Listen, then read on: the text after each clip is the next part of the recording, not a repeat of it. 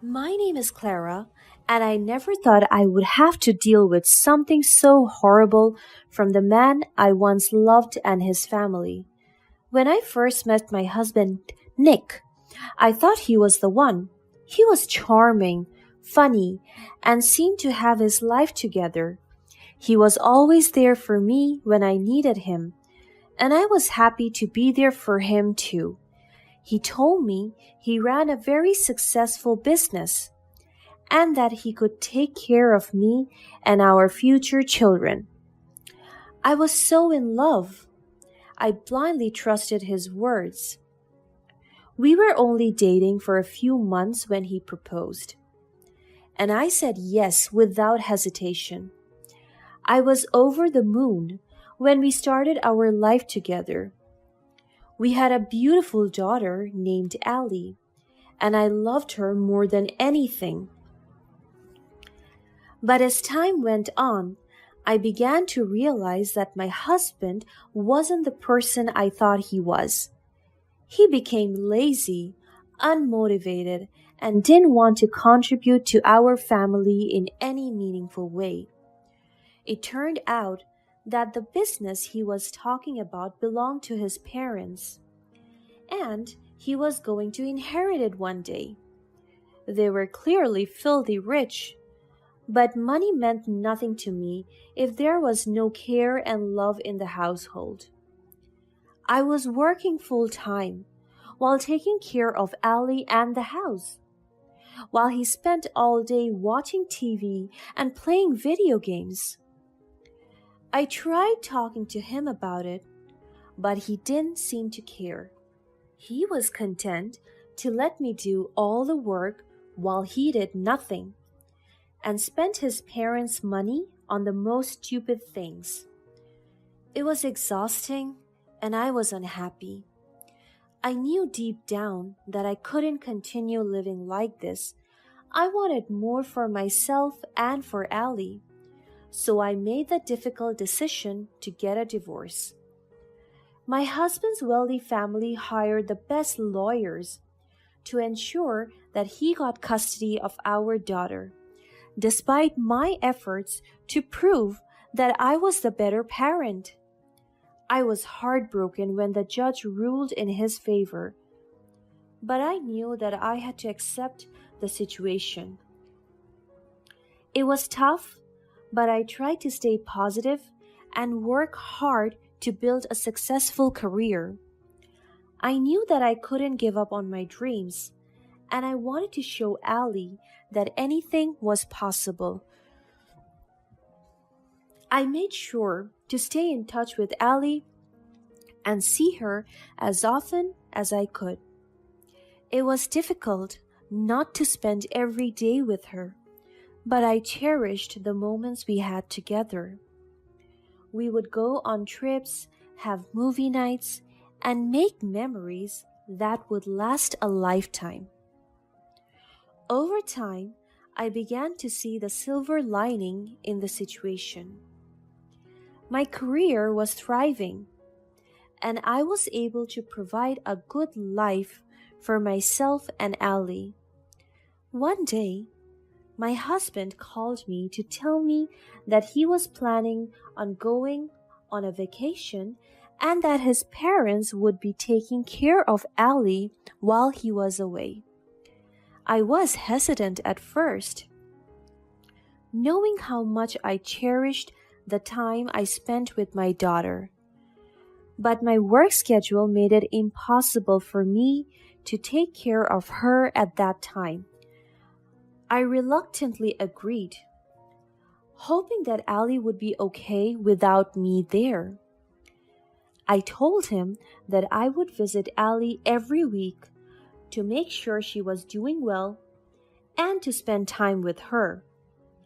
He hung up the phone before even letting me finish my thoughts. I had a really bad feeling, but I didn't know what it was about. I told myself it was just foolish anxiety. Unfortunately, my gut feelings were right. Things took a turn for worse when I just couldn't contact Allie for a whole week after that phone call. I suspected that my ex-husband's parents might have taken Allie's phone away and completely blocked me out of her life.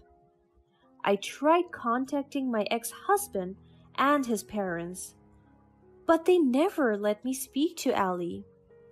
Sometimes they would show me her back or let her say hi to me for just a few seconds. Then they would immediately take the phone away, leaving poor Allie in distress. Sometimes they didn't even spare the time to talk to me. Sarah, oh God, it's you again? Stop calling. Your daughter is doing great. And you're harassing us. Excuse me? No, I'm not. I just want to stop calling. Goodbye. And just like that, they would just hang up the phone without even letting me speak.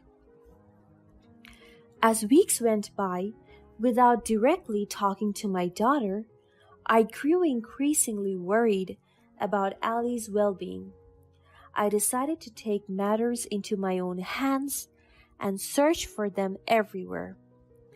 I reached out to friends and acquaintances, scoured social media, and even went to the police station. Unfortunately, no one could really help me because Allie was technically with her legal guardians. I felt so helpless and worried, but that was when I remembered something about Nick's parents' place. I went through all of our old messages and found out that Nick had once sent me a photo of his parents' mansion. They have recently moved to another state, so I have never been there. But I was almost certain that that's where they were keeping my daughter. I immediately hired a private detective just so he could find me the exact address of that mansion. It was challenging because that photo was from a long time ago, when the building had been under construction, but fortunately, my detective understood how important this was for me and promised me that he would find it as soon as possible. Days later, I finally got the address of the place. I asked for some days off work and drove all the way to where they lived. I was determined to see my daughter. When I got to the place, I was shocked and heartbroken to see how little my ex-husband's parents had cared for Allie during the time they had custody of her. When they handed her over to me, she was in dirty pajamas, and it was clear that she hadn't had a bath in weeks. They let her go so easily without any concern for her well-being or her emotional state. When Allie was home, I noticed even more alarming signs of their mistreatment of her. She had bruises all over her body, and she became unusually quiet. She couldn't speak to me, and she's always so scared of the smallest noise. But that was not even the worst part. She had developed a very strange habit of eating cardboard whenever it's time for dinner. She would refuse to eat the food I prepared and went straight to where I kept the boxes.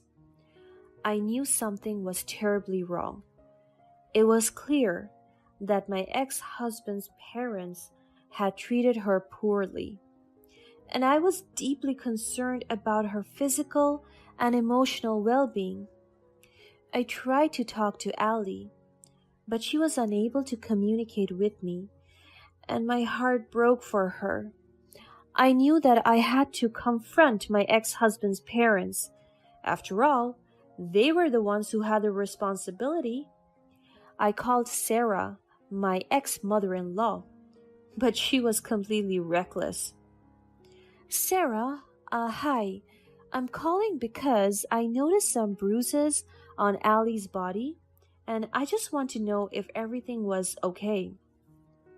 Oh, yeah, I noticed them too.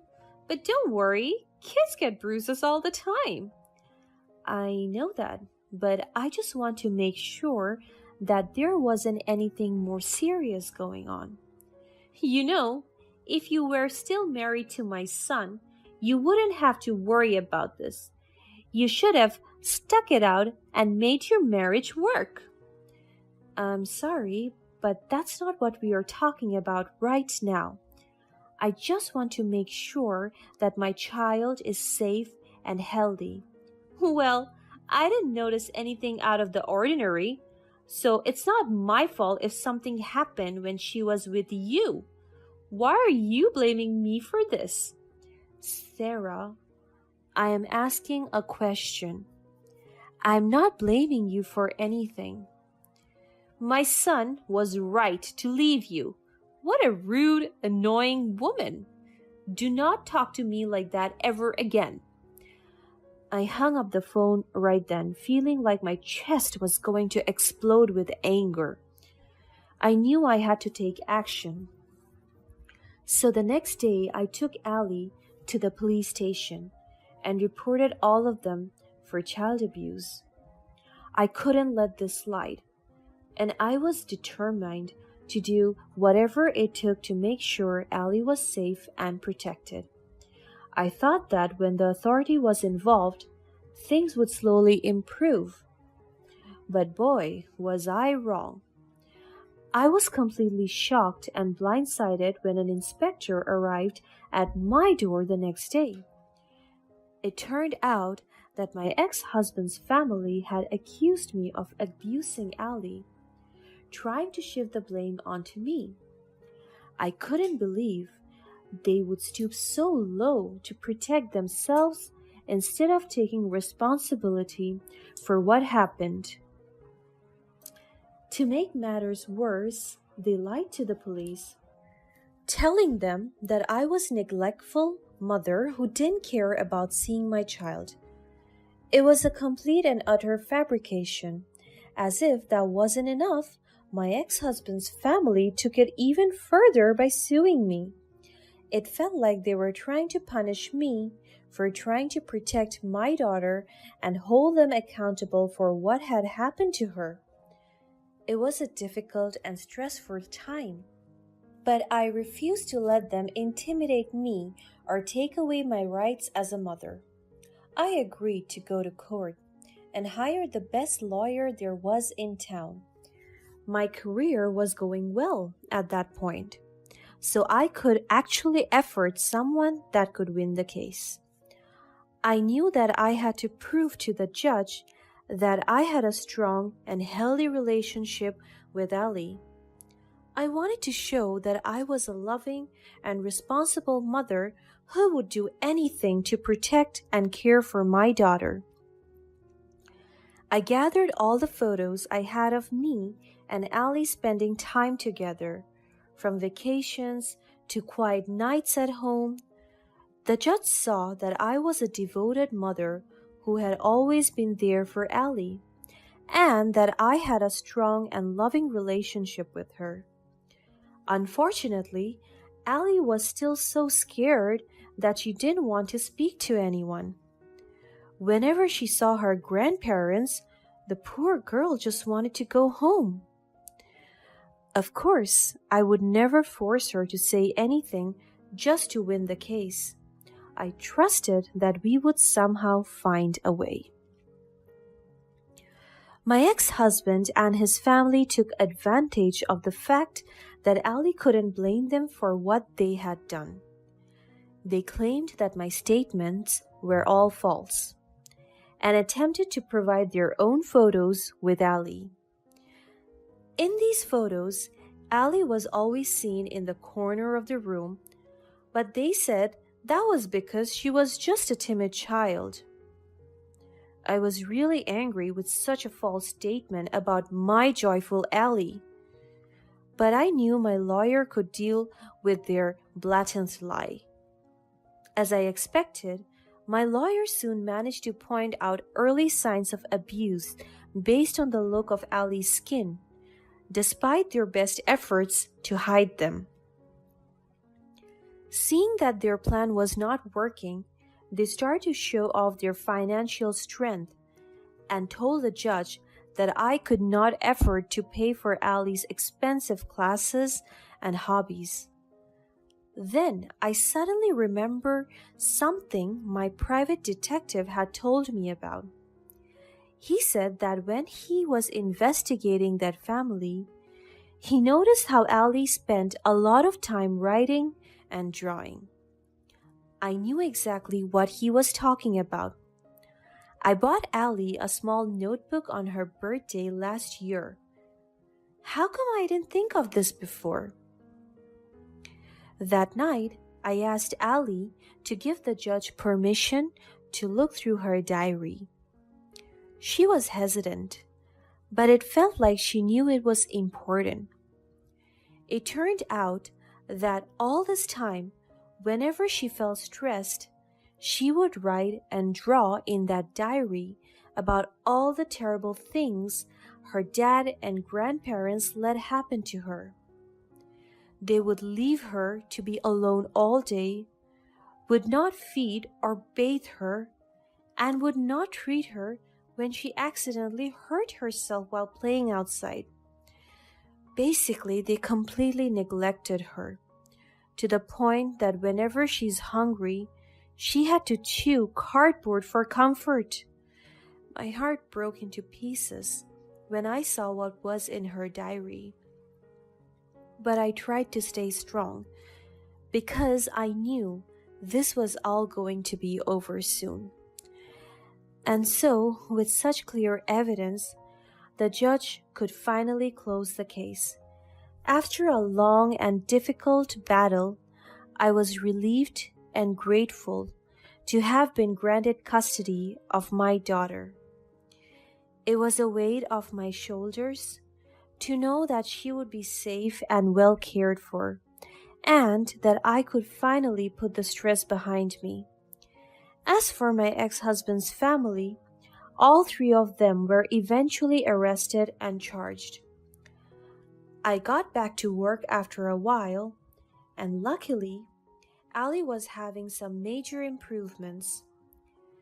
She has been so much happier, more talkative, and more positive. She takes art classes and creative writing classes now, and every day before class, she makes sure to hug me and tell me how much she loves me. She's just a little bundle of joy. And of course, we still have our regular movie nights and weekend trips that we both look forward to. I can't wait to watch her grow up to be an intelligent, beautiful, and kind-hearted woman.